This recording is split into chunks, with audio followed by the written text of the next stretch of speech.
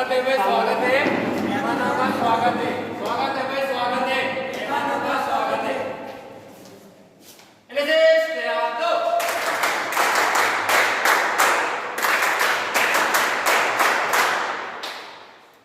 सर्वात अगोदर मी आपल्या आलेल्या सर्व मान्यवरांचे स्वागत करतो। स्वागत सर।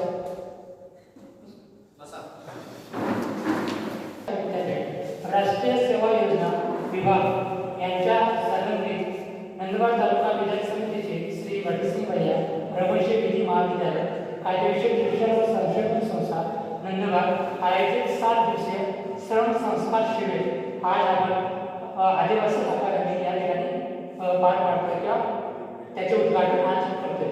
उद्घाटनासाठी आज आपल्या उपस्थित असलेले आजच्या कार्यक्रमाचे अध्यक्ष माननीय आपल्या संस्थेचे समन्वयक माननीय डॉक्टर रमेश सरपंच सर यांनी आजच्या कार्यक्रमाचे अध्यक्षस्थान स्वीकारले असं त्यांनी सांगितलं।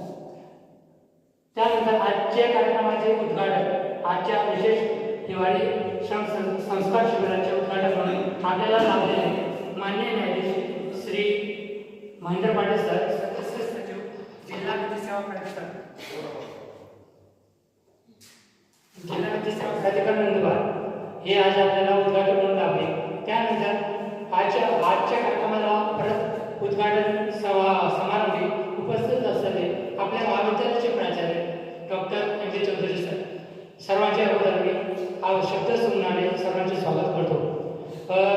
सर, 7 दिवसाच्या या हिवाळी श्रम संस्कार शिबिरात आमच्या महाविद्यालयाचे 29 विद्यार्थी हे पाठीवर सहभागी असतात आणि या 30 विद्यार्थ्यांमध्ये आम्ही 7 दिवसात काही श्रम संस्कार, काही म्हणजे लिगल अवेअरनेस वगैरे आणि पथनाट्य असे वेगवेगळे प्रोग्राम आम्ही या 7 दिवसामध्ये पार करणार आणि त्याच कार्यक्रमाच्या आज उद्घाटनाच्या दिवशी आज आम्ही तुम्हाला बोलवले। सर्वात अगोदर मी आजच्या कार्यक्रमाचे प्रस्तावित करण्यासाठी मी आपल्या महाविद्यालयाचे प्राचार्य चौधरी सरांना आमंत्रित करतो। आजच्या या राष्ट्रीय सेवा योजना विशेष हिवाळी श्रम संस्कार शिबिराचे उद्घाटन माननीय न्यायाधीश महेंद्र पाटील सर, सचिव जिल्हा विधी सेवा प्राधिकरण नंदुरबार, तसेच नंदुरबार तालुका विधायक समितीचा वरिष्ठ महाविद्यालयाचे समन्वयक माजी प्राचार्य माननीय doctor M S Raghuvanshi sir, या NSS शिबिराचे कोऑर्डिनेटर प्राध्यापक डॉक्टर के.एस. मराठे सर, आमचे शिक्षकेतर कर्मचारी, सहकारी जिने व उपस्थित सर्व शिबिरार्थी, विद्यार्थी मित्र आणि मैत्रिणींनो, राष्ट्रीय सेवा योजना हे आपण महाविद्यालयामध्ये कुठल्याही महाविद्यालय असेल, आर्ट्स, सायन्स, कॉमर्स किंवा लॉ, BEd सगळ्या महाविद्यालयांमध्ये हे एकक आपण बघत असतो। याचं मागचं उद्दिष्ट असं आहे की केवळ अकॅडमिक स्टडी कॉलेजमध्ये करणं याच्याने विद्यार्थ्याची डेव्हलपमेंट होईल असं नाही आहे, तर त्याला थोडंसं एक्स्ट्रा करिक्युलर ॲक्टिव्हिटीजमध्ये तो डेव्हलप झाला पाहिजे ही अपेक्षा असते।